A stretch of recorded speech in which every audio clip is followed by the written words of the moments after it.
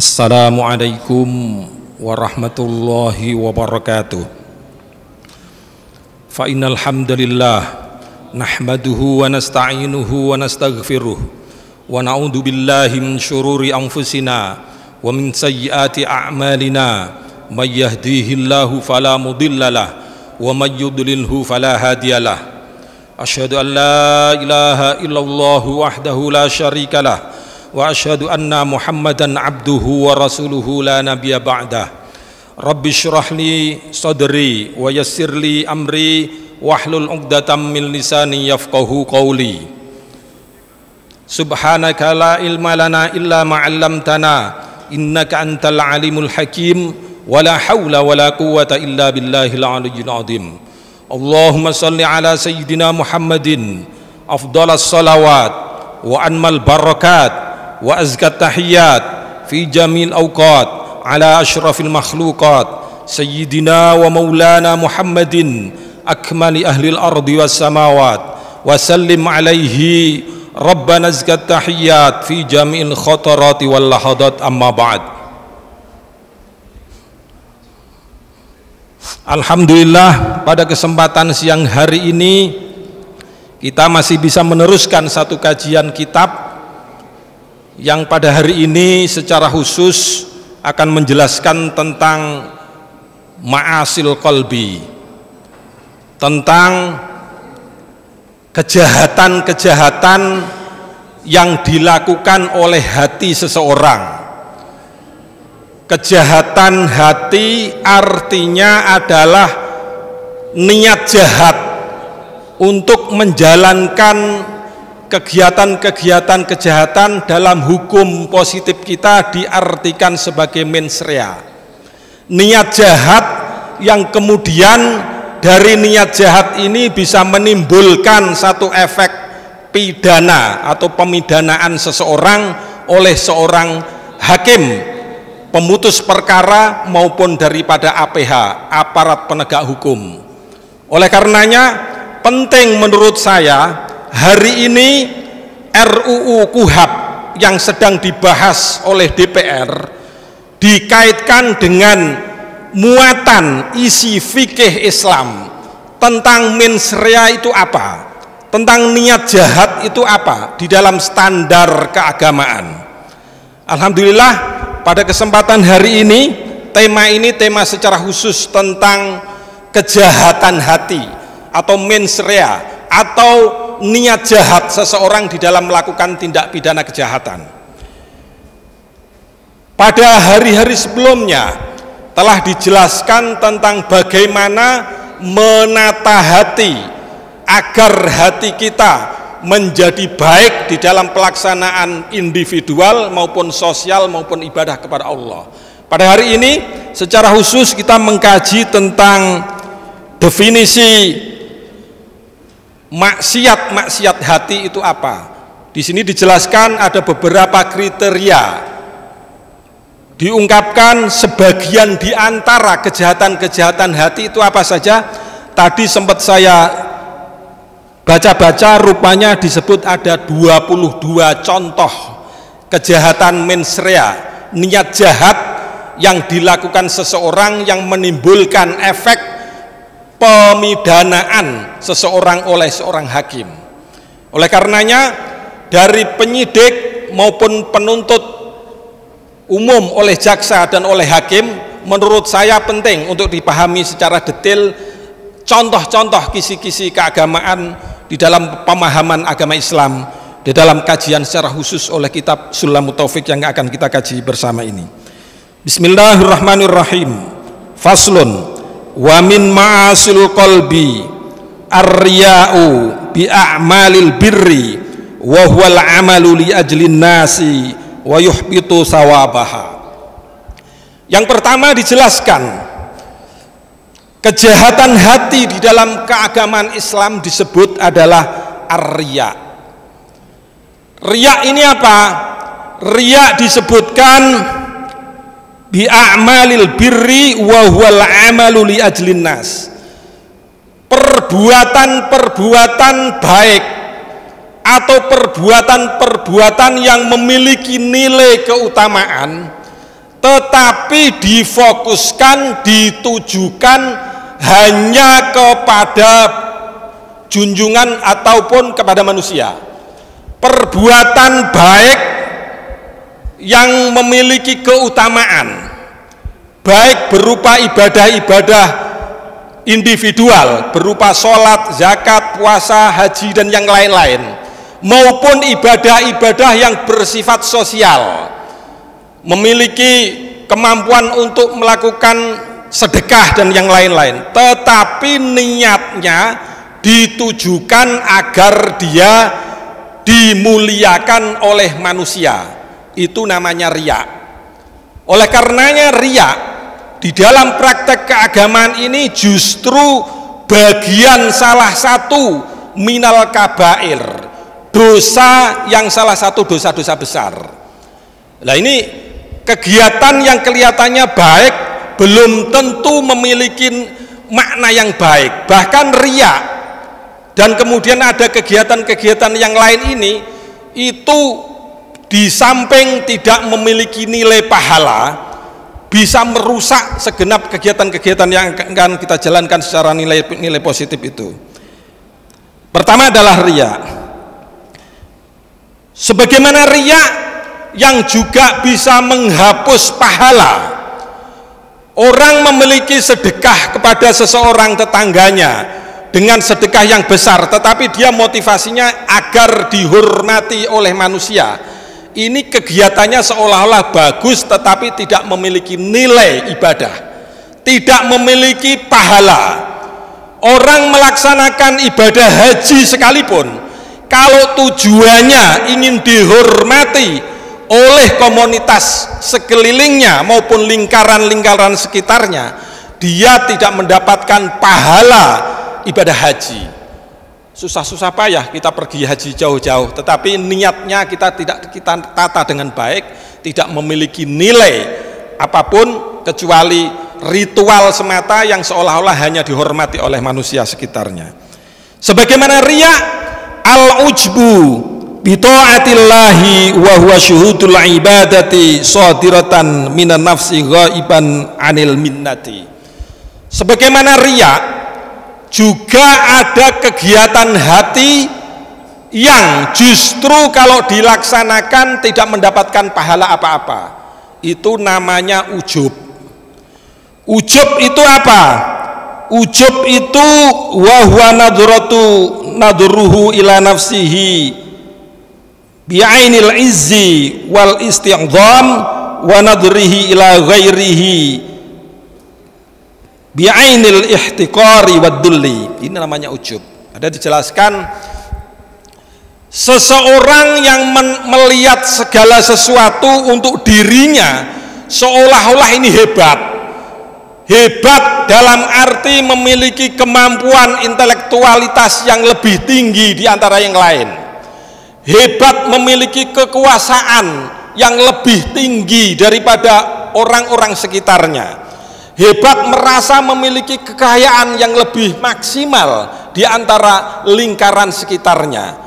Seolah-olah dia memiliki kehebatan-kehebatan yang mencerminkan dirinya lebih hebat daripada orang lain, sekaligus menganggap pihak lain adalah lebih rendah daripada dirinya. Itu makna daripada ujub. Kalau orang menjalankan ujub maupun riya, itu hal-hal salah satu dosa besar yang dua diantaranya itu adalah bisa menghapus pahalanya. Di antara yang lain adalah almannu wal ada. Itu nanti di setelahnya ada dijelaskan. Ujub dari ajaba ya'jabu ajaban, al ujbu arti sederhananya adalah mengherankan diri sendiri, menyombongkan diri sendiri dan memberikan sifat angkuh terhadap diri sendiri. Itu namanya ujub.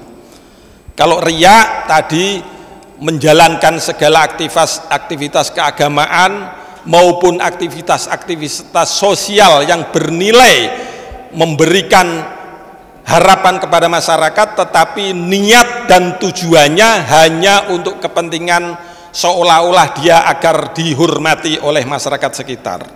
Itu dua contoh kegiatan hati yang itu dianggap sebagai maksiat atau kejahatan hati, riya dan ujub, dua hal itu. Kemudian yang ketiga apa? Yang ketiga adalah wasyakku fillah, ragu-ragu atas keputusan dan kekuasaan Allah. Dia meyakini bahwa segala aktivitas dan keberhasilan ini tumbuh dari dirinya atau karena diberikan mandat oleh atasannya, mengabaikan kekuasaan dan meragukan kekuasaan yang diberikan Allah. Padahal segalanya ini, jabatan, umur, rezeki, termasuk jodoh, itu mutlak diberikan kepada Allah, termasuk jodoh kita. Lah kalau jodoh kita seseorang laki-laki sama perempuan berjodohan, kemudian dia berantem di dalam rumah tangga, kemudian firaq atau dinamakan cerai. Lah kalau cerai ini bagaimana? Jodoh yang memastikan kepada adalah Allah. Perceraian ini karena proses hubungan manusia dengan manusia, ini adalah kesalahan individu baik suami maupun istri. Tetapi perjodohan itu adalah mutlak yang diberikan Allah. Oleh karenanya di dalam ayat-ayat Al-Quran yang menjelaskan tentang perjodohan selalu disebut dengan kata khalaqa. Allah menciptakan. Tetapi di dalam hubungan interaksi suami dengan istri selalu disebut dengan waja'ala bainakuma, disebut dengan kata-kata menjadikan. Kalau menjadikan ini apa? Ada proses yang dilakukan oleh seseorang dengan seseorang yang lainnya. Tetapi kalau khalaqa, Allah memastikan hanya Allah yang menciptakan.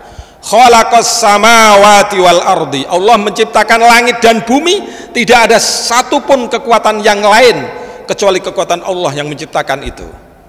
Demikian pula perjodohan, ini disebut di dalam Al-Quran dengan sebutan khalaqa.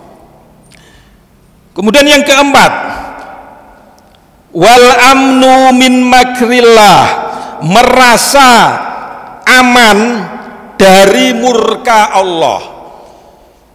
Kita merasa kegiatan-kegiatan kita ini tidak dimonitor, tidak dipantau oleh Allah, sehingga perbuatan-perbuatan kita ini kadang melakukan kegiatan-kegiatan keji dan mungkar merasa biasa, melakukan kegiatan-kegiatan maksiat merasa biasa karena tidak memiliki komitmen ataupun sensitivitas diri bahwa dia merasa aman dari murka Allah. Kalau seseorang sudah merasa aman dari murka Allah, merasa tidak dipantau oleh Allah, maka hatinya ini adalah termasuk mendapatkan penyakit. Seorang muslim yang diharapkan setiap gerak-gerik kita ini dimiliki dan dimonitor oleh Allah. Kalau kita melaksanakan sesuatu merasa aman daripada murka Allah, maka itu salah satu ciri hati kita ini bermasalah. Oleh karenanya mudah-mudahan kita diselamatkan hati kita dari berbagai macam kegiatan-kegiatan yang tidak baik. Kemudian yang kelima, wal kunutu min rahmatillah. Wal kunutu ini apa? Merasa putus asa terhadap rahmat Allah.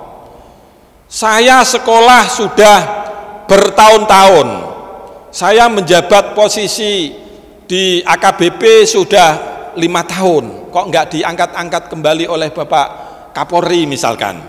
Saya sudah mendapat posisi Kombes sudah 10 tahun, kok nggak jadi brigjen. Kenapa? Satu-satunya cara kita adalah tidak boleh merasa putus asa kepada Allah atas mendapatkan rahmatnya. Jabatan ataupun apapun bentuknya ini adalah cuplikan sangat kecil daripada rahmat Allah yang diberikan kepada kita. Tidak ada seorang apapun yang kemudian merasa berhasil atas dirinya sendiri adalah sebuah keberhasilan itu. Itu adalah salah satu tetes kecil rahmat Allah yang diberikan di dunia ini, bisa memberikan rahmat kepada seluruh alam semesta.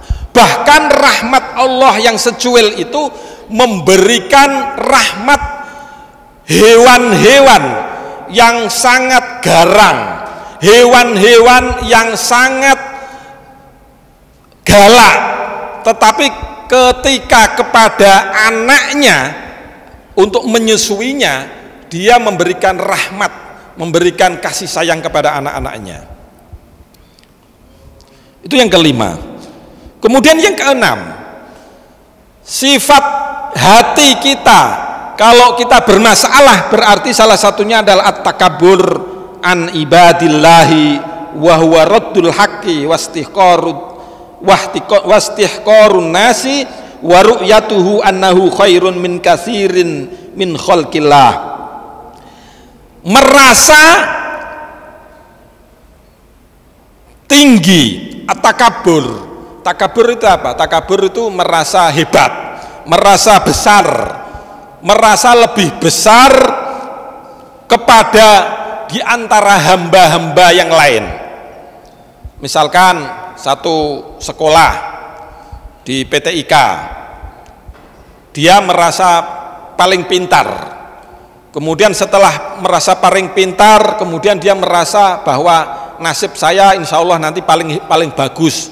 Belum tentu. Nasib seseorang ini hanya Allah yang menentukan nasib seseorang. Dengan nasib itu dititikkan kepada atasan seseorang itu, kemudian atasan seseorang itu memberikan posisi-posisi kepada yang lainnya. Pada titiknya intisari jabatan itu mutlak ada di tangan Allah Subhanahu wa taala. Siapapun, termasuk presiden, termasuk wakil presiden yang seolah-olah secara logika tidak masuk, tetapi kalau Allah sudah memberikan kehendak, meskipun umurnya belum memenuhi standar saat itu, tetapi kalau Allah berkehendak, apapun bisa terjadi dan apapun bisa di luar nalar publik dan di luar nalar manusia. Itu karena kehendak Allah. Jadi Indonesia diberikan kesempatan presiden yang memiliki kearifan dengan usia yang sangat bijaksana, dan kemudian wakilnya yang sangat muda, dan ini kebalikan pada periode sebelumnya, wakil presidennya yang lebih tua. Ini adalah mutlak karena diberikan Allah kepada pemimpin itu, kepada Indonesia. Dengan berbagai macam cara, logika tidak akan berjalan, keuangan tidak akan berjalan, kekuatan asing pun tidak akan pernah mempengaruhi terhadap kekuasaan Allah untuk pemimpin-pemimpin Indonesia. Takabur ini apa? Takabur merasa lebih besar di antara hamba-hamba Allahnya. Salah satu ciri takabur ini apa? Raddul haqqi wastihqarun nasi. Orang takabur kalau diberikan nasihat oleh orang yang lebih muda misalkan, atau dia diberikan nasihat baik kepada orang yang dianggap di luar kelompoknya misalkan, atau misalkan dia diberi nasihat oleh orang yang selama ini itu menjadi lawan politiknya misalkan, meskipun nasihatnya ini memberikan nuansa kebenaran, tetapi dia selalu menolak kebenaran-kebenaran itu. Orang yang selalu menolak atas kebenaran, meskipun kebenaran itu lahir dari berbagai macam lingkaran kelompok yang lain, dia tolak meskipun itu nilainya adalah nilai kebenaran. Itu adalah salah satu ciri orang-orang yang memiliki sifat takabur. Kalau orang-orang yang sudah hebat, itu yang saya lihat di berbagai macam pemimpin dunia sekalipun dan pemimpin Indonesia, itu selalu ingin mendengar keluhan daripada anak buahnya. Orang pemimpin yang selalu tidak mau mendengar keluhan dan nasihat maupun masukan dari bawahannya, itu biasanya itu cenderung lebih dekat memiliki sifat-sifat seperti ini, sifat-sifat takabur. Insya Allah kita semuanya mudah-mudahan banyak mendengar masukan yang positif, sehingga positif itu akan menjadi mengolah diri kita menjadi lebih baik. Karena itu salah satu ciri-ciri orang takabur, tidak mau menerima nasihat maupun masukan dari pihak manapun. Itu yang keenam. Dan kemudian yang ketujuh, wal hikdu ini apa? Hikdu ini dari hakodayah kidu hikdan. Al hikdu kalau dijamakkan menjadi namanya ahqadun. Di dalam redaksi bahasa Arab, jamak itu bentuk kalau mufrad bentuk tunggal, kalau jamak itu bentuk banyak. Itu namanya ahqadun. Itu artinya al-hikdu adalah dendam. Betapa banyak rutan dan lapas di Indonesia dihuni oleh orang-orang narapidana akibat daripada al-hikdu, rasa dendam seseorang kepada seseorang yang lainnya, tidak terakumulasikan dendam itu, kemudian dia melaporkan kemana-mana. Orang yang mendapatkan sifat dendam seseorang itu kemudian mendapatkan hukuman-hukuman yang lainnya. Betapa banyak akibat dendam ini seseorang bisa divonis di penjara maupun dipidana, di rutan maupun di lapas. Kalaupun kita tengok di berbagai macam kajian lapangan, banyak sekali masalah-masalah dendam. Kalau dendam tidak bisa diredakan, salah satu penyakit hati dendam ini akan menggurita kemana-mana, bukan hanya kepada individu, tetapi bisa merusak nilai dan sendi-sendi kehidupan berbangsa dan bernegara. Ini masalah dendam contohnya. Apa itu maksud al-hikdu dendam? Wa huwa idmarul adawati idza amila bimuqtadahu wa lam yukrihu.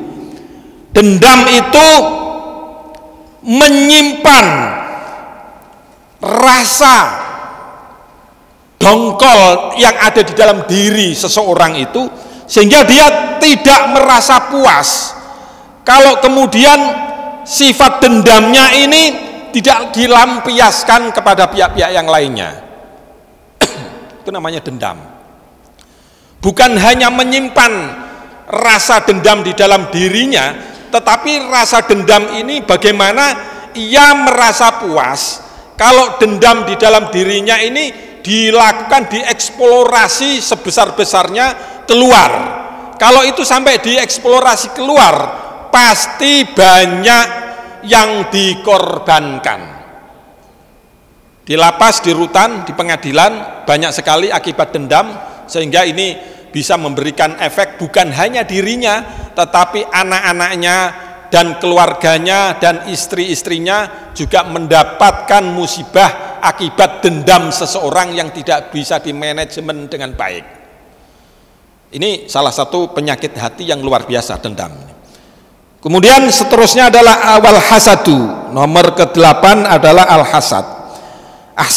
Kalau dendam ini motif kejahatan tidak terikat kepada siapapun, baik muslim baik non muslim. Siapapun kalaupun dia merasa dendam itu akan dilawan semuanya. Itu namanya dendam, hasad. Tapi kalau al-hikdu yang dendam, tapi kalau al-hasud ini berbeda. Hasud itu adalah wa huwa karahiyatun ni'mati li muslimin wastisqaluha idalam yukrihuha au amila bimuqtadah. Kalau hasud ini adalah penyakit hati, iri dengki, tetapi dilimpahkan kepada komunal sekitarnya, masyarakat yang ada di dalam dirinya, yang sepaham ataupun sevisi dengan dirinya, itu hasud.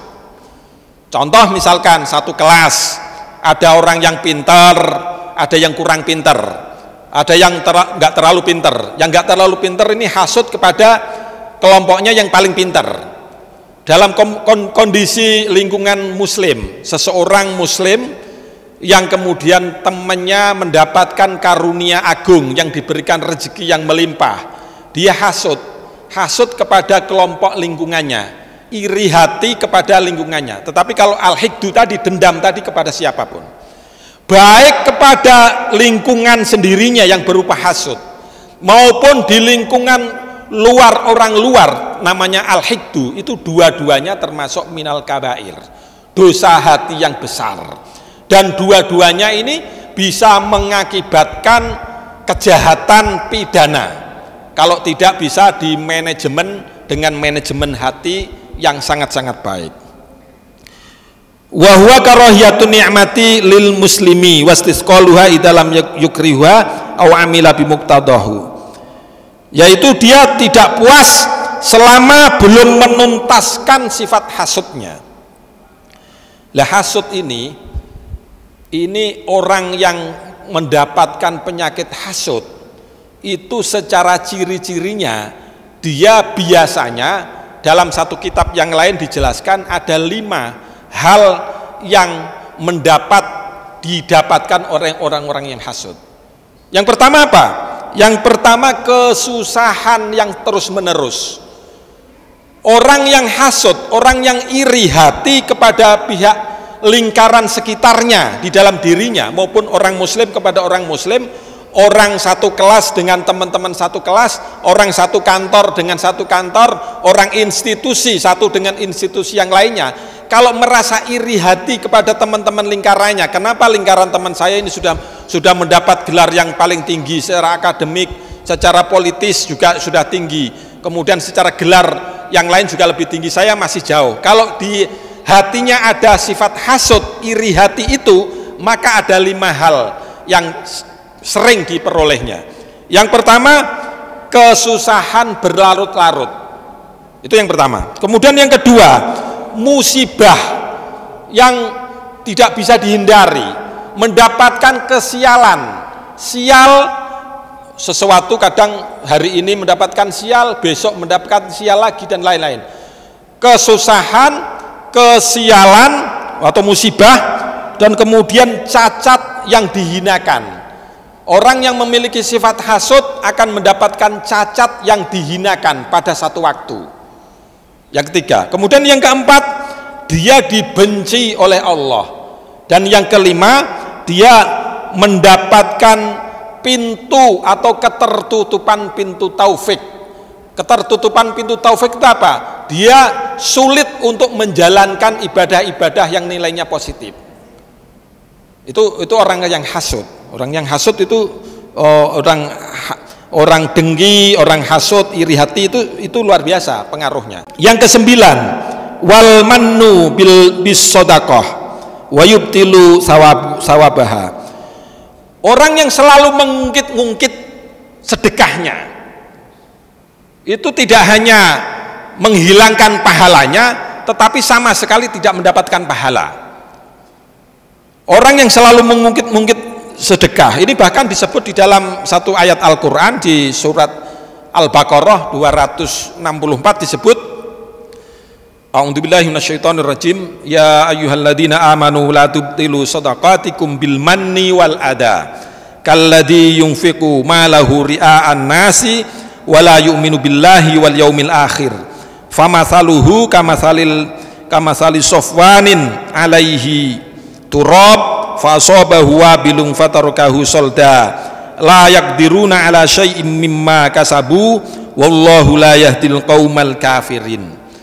Orang yang selalu mengundat-undat, selalu menyebut-nyebut kebaikannya kepada orang yang pernah dibantu. Misalkan ada seseorang senior membantu juniornya, yang juniornya ini dulunya lama nggak mendapat posisi jabatan tertentu, seniornya kemudian mengangkat dia menjadi posisi tertentu, kemudian dia di forum-forum manapun dia selalu mengundat-undat, menyebut-nyebut kebaikan dirinya di hadapan khalayak luas, sehingga orang yang disebut itu merasa tidak nyaman dirinya. Itu perbuatan dia baik yang dulu dilaksanakan tadi, membantu seseorang ini, hilang sekejap pahalanya, tidak memiliki makna pahala. Ini di dalam Al-Quran disebut, ini dicontohkan sebagaimana misalkan batu yang kemudian sangat licin, kemudian diberikan debu di atasnya, kemudian debunya ini kena hujan yang sangat lebat, debunya hilang semua. Contohnya seperti itu. Amal perbuatan yang baik, tetapi kalau kemudian diundat-undat, disebut-sebut perbuatan itu di hadapan orang-orang lain, nah itu hilang sekejap, sebagaimana di dalam firman Allah tadi, sebagaimana batu besar yang sangat licin, kemudian di atasnya ditawuri debu yang sangat banyak, kemudian ada diterjang hujan yang sangat lebat, debunya ini hilang semua, dan itu batunya menjadi licin semuanya. Jadi hilang semuanya sekejap tanpa sisa, dan seolah-olah perbuatan yang pernah dilakukan itu tidak memiliki arti apa-apa. Itu makna salah satunya adalah al-mannu bis shadaqah. Ini bisa membatalkan sedekahnya, pahalanya. Wa yubtilu sawabaha. Kemudian yang ke-10, wal israru ala dambi. Yang ke-10 adalah melakukan kejahatan berulang-ulang. Ini bagaimana misalkan rancangan undang-undang hukum acara pidana, misalkan dirancang bagaimana KUHAP itu mengatur orang-orang yang pernah dilakukan penjara, dilakukan penahanan akibat pelaksanaan hukuman itu, jangan sampai berulang-ulang melaksanakan kegiatan pidananya itu. Jangan sampai ada residivis berulang-ulang. Bagaimana kira-kira itu mengkonstruksikannya itu? Di dalam kajian hukum Islam disebut bahwa al-israru ala dambi ini juga bagian perbuatan maksiat hati, yang juga itu menunjukkan bahwa niat jahat dan ada mens reanya. Bagaimana hukum kita bisa menata jangan sampai ada satu ruang orang yang sudah dilakukan penahanan akibat pemidanaan kemudian melakukan pidana yang lain setelah dia keluar itu. Nah ini juga harus konstruksi berpikirnya harus luas. Bagaimana modul pendidikan di lapas ataupun di rutan itu harus mencerminkan, memberikan modul yang baik untuk kesiapan orang-orang itu setelah daripada penjara tadi. Jangan sampai al-israr ala dambi. Itu yang ke-10. Kemudian yang ke-11 wasu'idonni billah. Yang ke-12 wa bi ibadillah.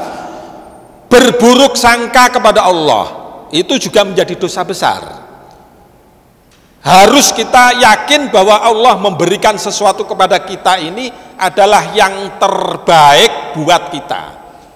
Bukan sesuatu sesuai keinginan kita, tetapi sesuai kehendak Allah. Pada hari ini saya diciptakan menjadi aparat penegak hukum, berarti Allah menugaskan saya sebagai aparat penegak hukum ini harus memberantas kejahatan-kejahatan yang ada di Indonesia. Itu salah satu contohnya. Kemudian di samping tidak boleh berburuk sangka kepada Allah, juga kepada hamba-hambanya. Berburuk sangka kepada orang-orang baik tidak boleh. Melawan orang baik tidak akan pernah menang. Pada ujungnya akan seperti itu. Karena apa? Jangankan melawan, berburuk sangka kepada orang baik saja tidak boleh. Tetapi kalau berburuk sangka kepada orang yang perlu dicurigai karena dia melakukan aktivitas kejahatan, itu memang perlu, karena ada indikasi dan indikator-indikator tertentu untuk merumuskan. Dan yang bisa merumuskan bukan sembarang orang. Ini oleh polisi, jaksa, hakim itu harus memiliki jiwa sensitivitas tertentu untuk menilai bahwa ini ada nilai kejahatan atau tidak. Itu yang penyidik-penyidik itu ahli, jago seperti itu, karena memang dididik untuk itu. Kemudian yang ke-13 wat takdzibu bil qadari. Wat takdzibu bil qadari, yaitu tidak mempercayai adanya qada qadar Allah. Itu juga menjadi salah satu ciri penyakit hati. Kalau kita tidak mempercayai yang ditakdirkan Allah, itu hati kita bermasalah berarti secara keagamaan. Kemudian yang ke-14, wal farahu bil maksiat minhu au min ghairihi. Senang kalau kemudian dirinya menjalankan maksiat atau teman-temannya menjalankan maksiat, justru merasa dirinya senang. Itu penyakit yang kelihatan tidak seberapa, tetapi itu kalau dilakukan berlalu-lalu berturut-turut akan menjadi masalah. Kalau kita tidak memiliki jiwa bahwa maksiat itu adalah dosa dan yang dilakukan orang itu dosa, berarti sinyal kita semakin lemah. Kita perlu untuk dicas, di charger sendiri kayak HP. Jadi hati kita ini perlu dicas juga. Jadi rasa syukur, rasa qanaah dengan sifat-sifat yang sebelum ini, kajian sebelumnya menjelaskan tentang makna hati untuk mensikapi diri agar hati kita lebih baik, untuk lebih baik dan kemudian lebih baik lagi. Kemudian yang ke-15, wal qadru, ingkar janji. Walau bikafirin, ingkar janji kepada siapapun, termasuk kelompok orang-orang yang berseberangan dengan kita. Itu namanya ingkar janji. Kalaupun ingkar janji kepada orang-orang di sekitar kita, mungkin itu biasa, tetapi termasuk ingkar janji kepada lawan politik kita. Nah, itu juga menjadi masalah. Kalau kita sudah mengingkari janji kepada lawan politik kita, berarti hati kita ini tidak waras, tidak normal, tidak baik. Dan itu kalau hal-hal itu terjadi pasti akan ada celah pidana. Misalkan contohnya, orang mencalonkan diri sebagai kepala daerah, kemudian dia pinjam duit oleh seseorang untuk operasional kegiatan pemilihan kepala daerah, kemudian dia tidak jadi, dia tidak memberikan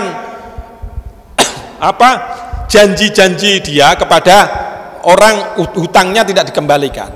Atau dia misalkan sudah jadi sebagai kepala daerah, dia dulunya menjanjikan, contohnya misalkan bagaimana lokasi satu wilayah ini agar tidak terjadi pengangguran di mana-mana. Saya ingin menjanjikan kalau saya jadi kepala daerah, maka 100.000 dari penduduk di daerah ini harus saya upayakan untuk mendapatkan pekerjaan yang layak.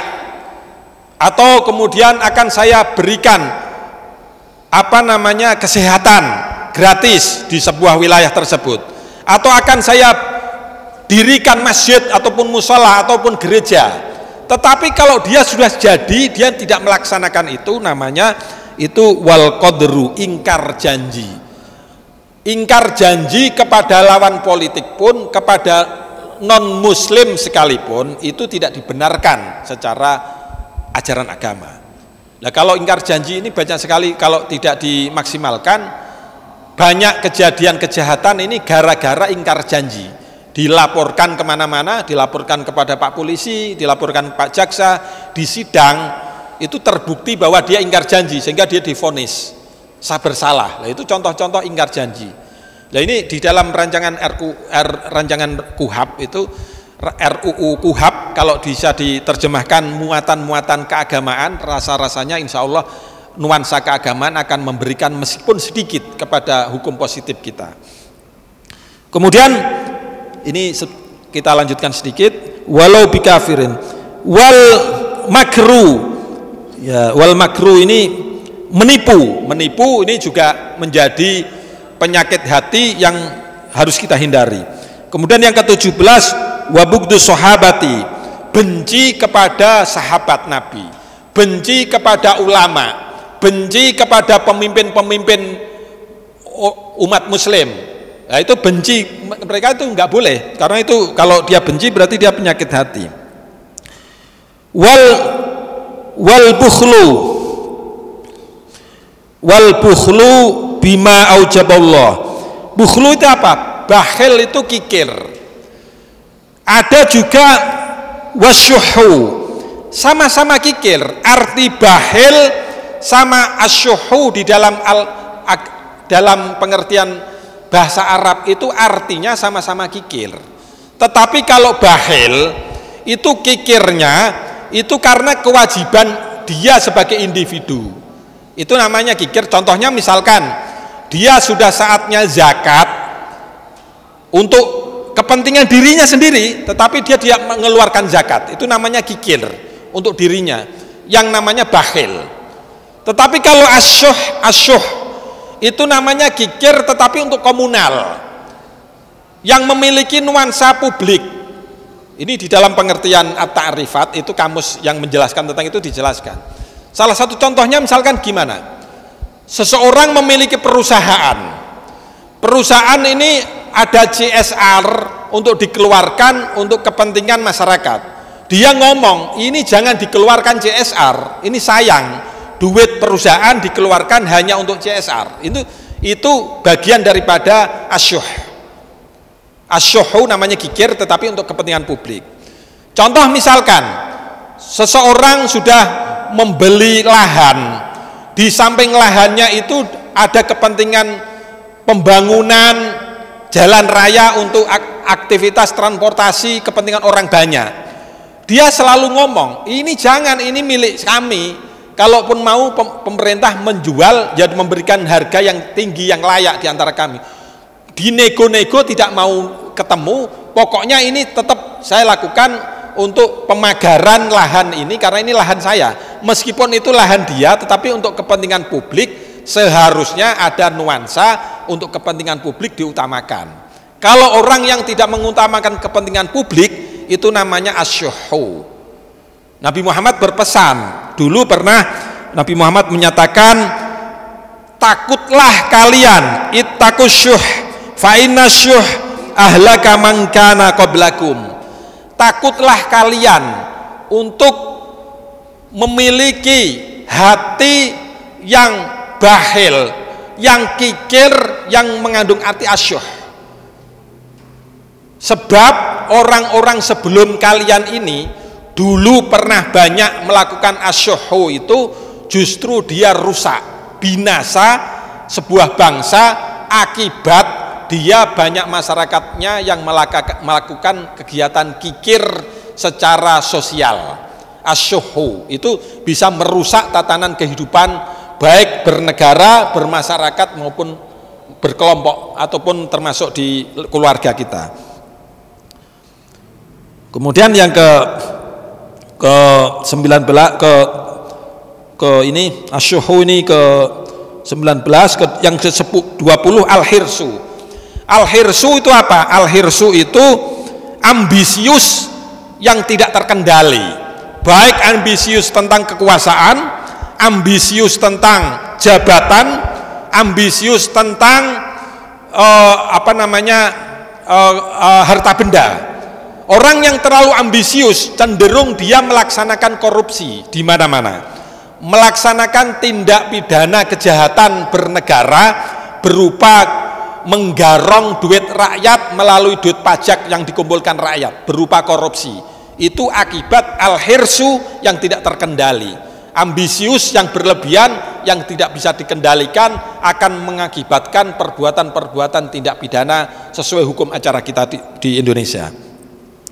Wal istihanatu bima abdamallah wa tasghir lima abdamallah.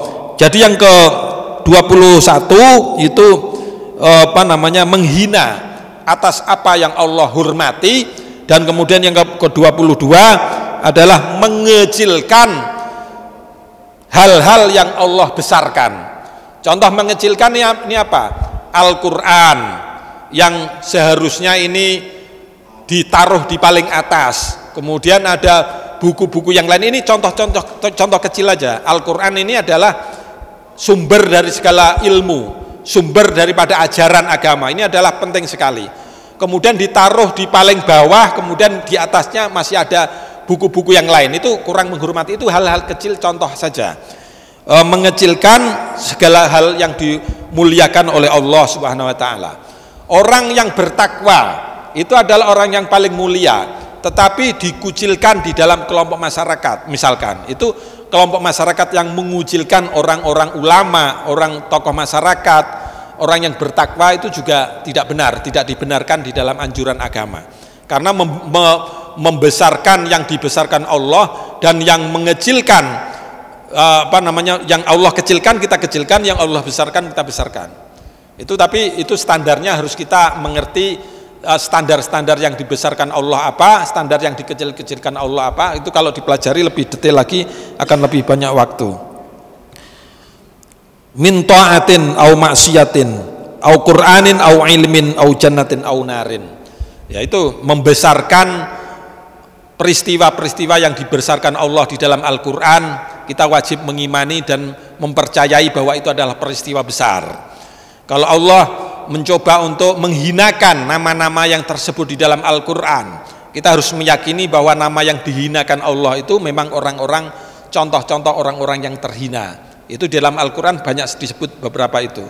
Demikian kita sampaikan, mudah-mudahan kita semuanya ini bisa memperoleh hati kita baik, sehingga kita bisa menjaga kejahatan-kejahatan hati yang tadi kita sebut satu persatu, sampai contohnya adalah ada 22 contoh daripada penyakit-penyakit hati. Demikian kami sampaikan, insya Allah pada pertemuan berikutnya akan menjelaskan tentang maksiat berat badan. Jadi di dalam tubuh kita ini, hati ini adalah panglimanya, maka di dalam hati disebut secara khusus bagaimana menjaga hati dan bagaimana maksiat-maksiat hati disebut secara rinci. Secara khusus di kitab ini disebut hati ada 2 kategori yang harus dipenuhi, penjagaannya dan juga cara bagaimana agar tidak terjerumus hati yang kotor. Ini disebut di dalam kitab ini, tetapi di dalam penjelasan setelahnya tentang maksiat-maksiat yang lain, baik badan, maksiat telinga, maksiat lesan, maksiat tubuh kita hanya disebut secara langsung. Tetapi kalau hati, karena ini penting, maka disebut secara 2 arah. Wallahul muwaffiq ila aqwamit thoriq. Wassalamualaikum warahmatullahi wabarakatuh.